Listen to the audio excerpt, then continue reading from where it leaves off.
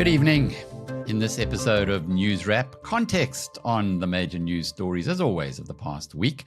This time, more chaos around the MK party, South Africa's homegrown swimming sensation Tatjana Smith, Neil de Beer's list of the 10 most wanted, Dean MacPherson is attacking the construction mafia, and there's a new tipping system that's driving Americans crazy. I had personal experience of it last month. But first, let's recap on the latest news headlines.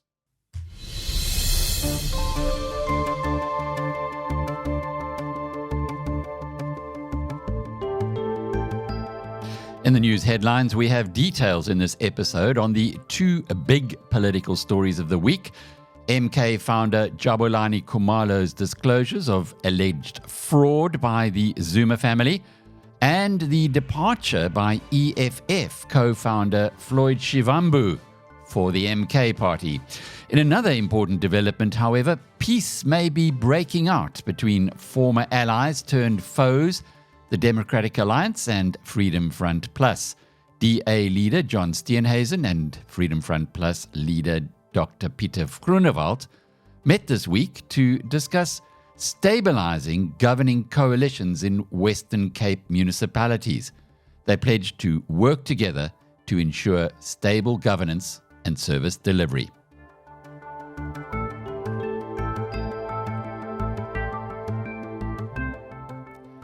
Sasol's full-year results ending June 2024 highlighted a 50 billion rand bottom line reverse into deep losses, mainly due to write-offs in the controversial Lake Charles project in Louisiana. The final dividend was passed based on new criteria. Shareholders will receive no payout unless the net debt is below $4 billion, and at year-end, Sasol's net debt was $4.1 billion. The company ascribed the decline in earnings to lower oil and chemical prices, as well as operational challenges. Despite this, Sasol maintained a strong balance sheet and announced plans to focus on cost-saving measures and advancing its transition to sustainable energy sources. The poor numbers had been discounted in the Sasol share price, which actually rose 3% in the days following the release of results. Watch out for our interview with Sasol's new CEO, Simon Baloyi, on Monday.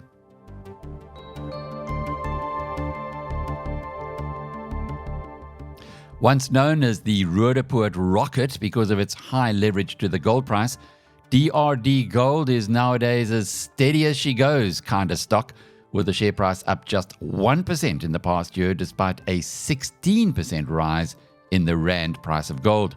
This week, the company reported a 13.5% increase in its revenue, that's to just over 6.25 billion rand for the year to end June. Production fell 5% to 5,000 kilograms. All-in costs at DRD rose 15% to around 950,000 rand a kilogram, but that's still comfortably below the average gold price of 1.25 million rand per kilogram nowadays. Absa's board announced that Ari Rautenbach, who's 55, will be taking early retirement after 2 and a bit years as its chief executive. No reasons for his resignation have been disclosed. Rautenbach will be temporarily succeeded by Absa lifer Charles Russon. He's the third executive to act in this role and the fifth CEO overall since Maria Ramos left just 5 years ago. South Africa's inflation slowed down to just 0.4% month on month in July. That's well below expectations. Annual inflation dropped to 4.6%, core inflation to 4.3%. This is the lowest since May 2022. The nation is mourning the passing of Dr. William Smith, a revered education pioneer and Rhodes University alumni who transformed South African education through innovative teaching methods and televised lessons. Smith established star schools and then developed educational videos that were distributed through the SABC. His basic mathematics video was rated in the UK as the best in the world in 1984. By the year 2000, his programs were reaching over 100 million viewers in 28 African countries. Rhodes Vice-Chancellor Sizwe Mabizela hailed Smith as the nation's teacher. In just 4 days, Chris Stein's interview with MK Party founder Jabulani Khumalo has been viewed by almost 500,000 people, and they spent 10 minutes per view. That's hectic engagement. Well, it features Khumalo's allegations of fraud and deceit by the Zuma family, headed by Jacob, the 82-year-old former president of South Africa. Then now he's been trying to be appointed on the CIPRO documents to be the director of Umkhonto weSizwe.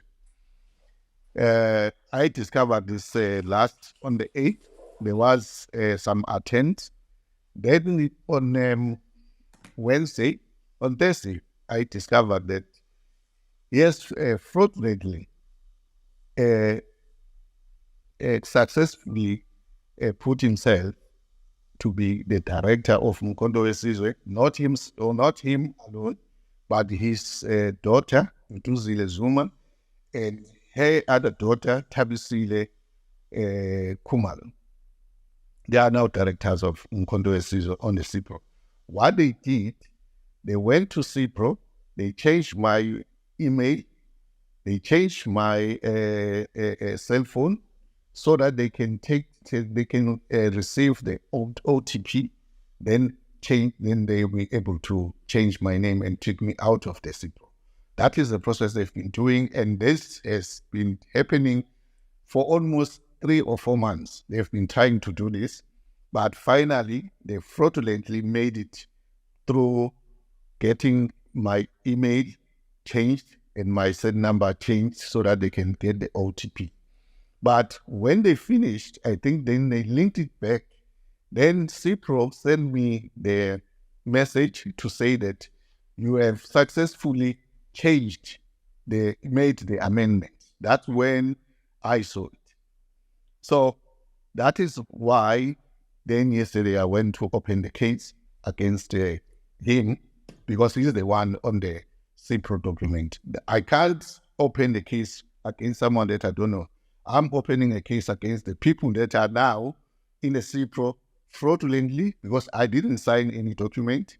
I didn't give anyone any consent to change the directors of the CIPRO.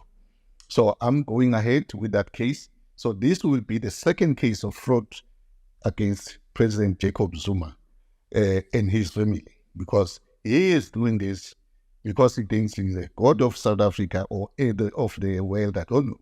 Because I don't understand an old man could do or allow this in his name. If he's a respectful person, he would say, no, not in my name. You can't do fraud in my name. Chris Steyn asked Neil de Beer for his thoughts on what Mr. Khumalo had to say. And we can all agree that Umkhonto weSizwe Party, the man Jabulani Khumalo, is sitting there as a spectator of death. And let me quickly tell you, Jacob Zuma murdered him. His family annihilated him. And I must tell you, listening to his interview and having spoken to him before, he's naive. He found himself in a cauldron of hyenas. And Chris, I don't think he was prepared for the major onslaught of the Zuma family and the people that was brought into the dark. I think in your interview, surely you picked that up. And business editor Alec Hogg asked R.W. Johnson for his insights on the subject. Well, I wasn't too surprised by most of it, in the sense that Zuma comes out, he took hold of their initiative, used it for his own purposes, and clearly had rather limited ideas about what he was going to do, and has been making it up as he goes along. And MK is a fairly chaotic party, and I don't know whether that's going to change, frankly. But it is a peculiar situation. Nicely done, team. Well, in that interview with political scientist and former Oxford Don R.W. Johnson, I gave him a follow-up question on the EFF co-founder's defection. What are you seeing from the other big announcement of the past week, the resignation of Floyd Shivambu and from the EFF and joining MK? Again, Mr. Khumalo says it's a ruse, it's a deception. He doesn't see this as a major break. How are you reading it? Well, of course, I know no more than anyone else, but the Sunday Times yesterday had a completely different story, which made good sense, that there had been a split between Malema and Shivambu, basically over the negotiations with the GNU.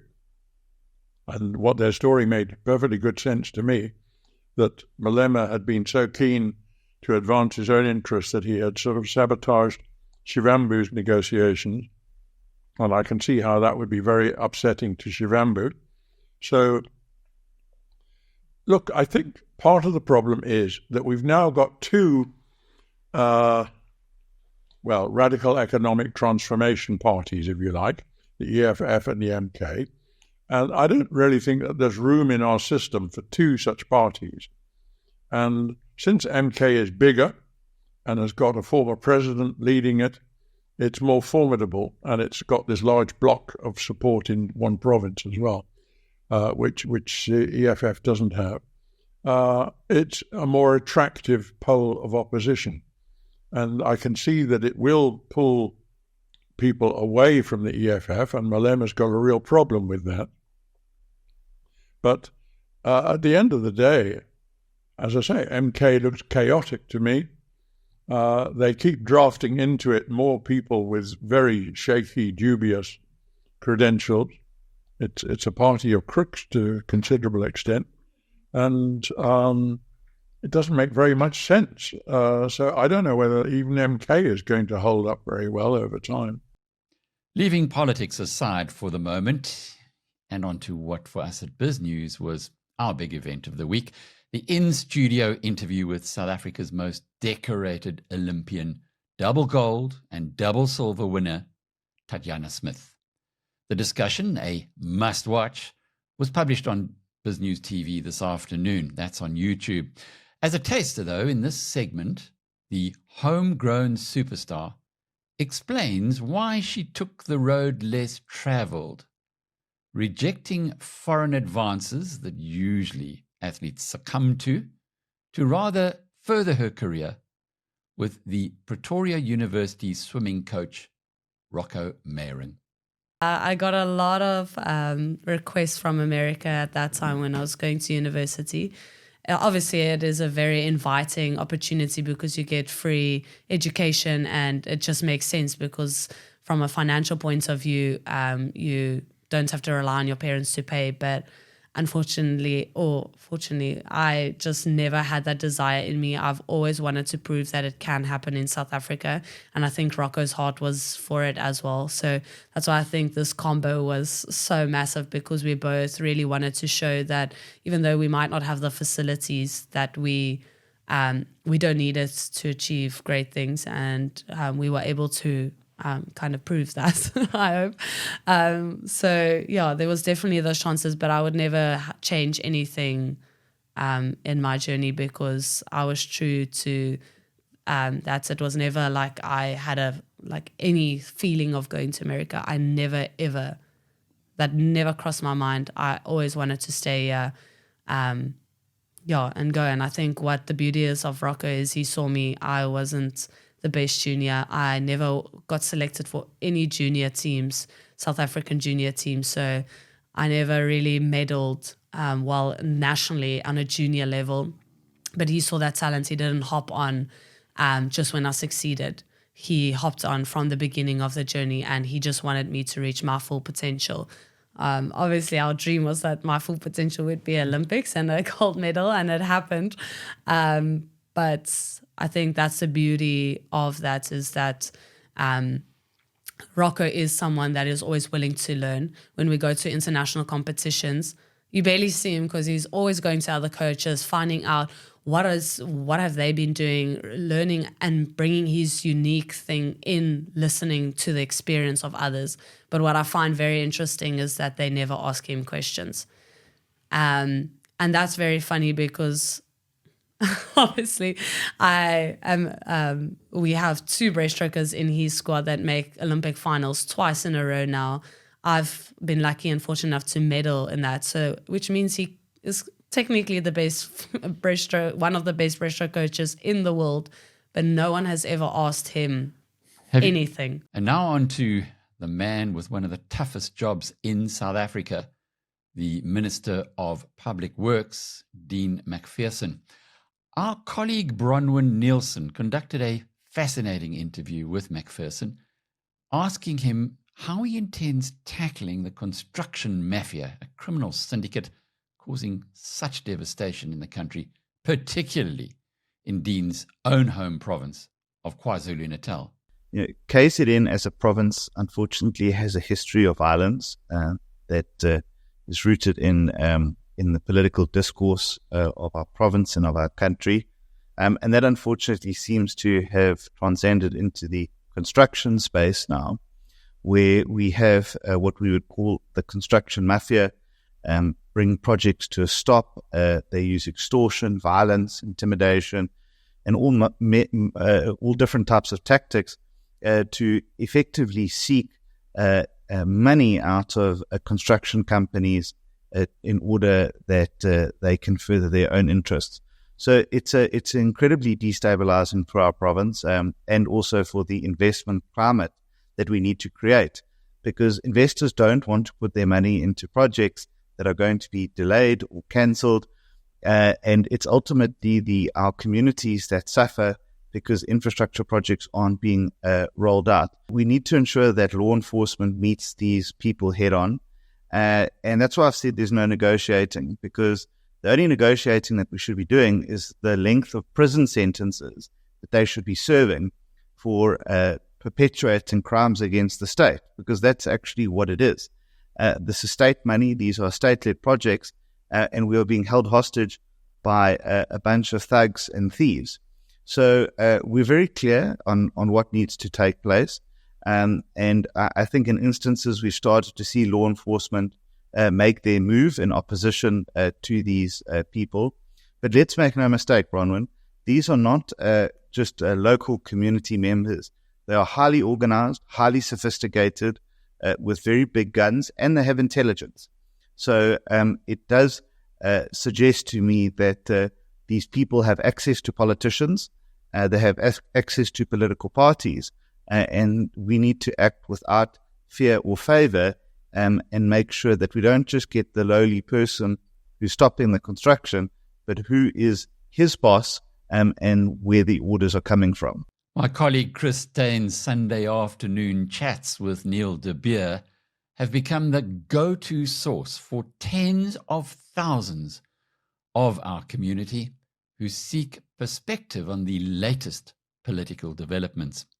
The UIM leader was on fire this week, listing the country's 10 most wanted criminals, political criminals that is, a group that have now found common cause in their membership of the MK party. I think one interesting fact is I'd like to read the following names: Jacob Zuma, Brian Molefe, Mandlengita, Siyabonga Gama, Floyd Shivambu, Dr. John Slope, Lucky Montana, and Mr. Money. If you had to have the 10 most unscrupulous, accused people that harmed this country on all levels of state capture, SOE collapse, and debatably the country's collapse, that's your most 10 wanted poster right there. We spent billions on the Zondo Commission, 3 years, more than 16 volumes, and those 10 names I just mentioned, some of them are sitting in MK. So a person has to now ask, is this going to be acceptable to Mr. X, to you and I? Is this the kind of leadership that we are just going to accept, that we are going to say is now the apex standard of leadership, and it cannot be.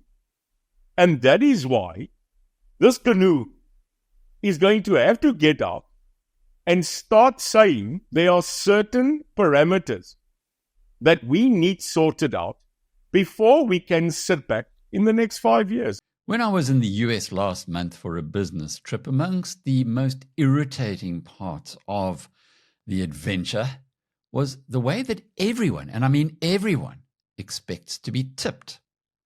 I'm not the only agitated person on this. Our partners at the Financial Times took a closer look. Here's FT News Briefing host Mark Filipino and the FT's financial editor, Brooke Masters. You may be a little confused by the way we do tipping in the United States. It might even be a little weird to some Americans, if I'm being honest.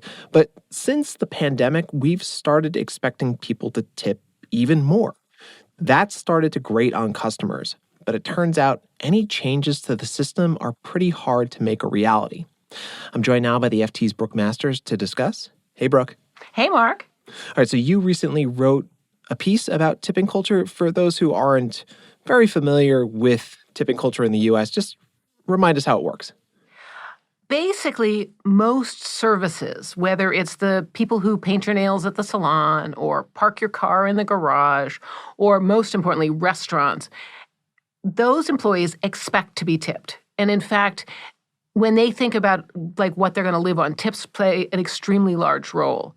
In restaurants in particular, there's a weird system where because the law allows restaurants to pay just $2 an hour to their employees, owners of restaurants have become accustomed to not including their labor costs in the menu prices. Instead, what they do is they expect their customers to make up the difference and basically pay the employees' wages in the form of tips.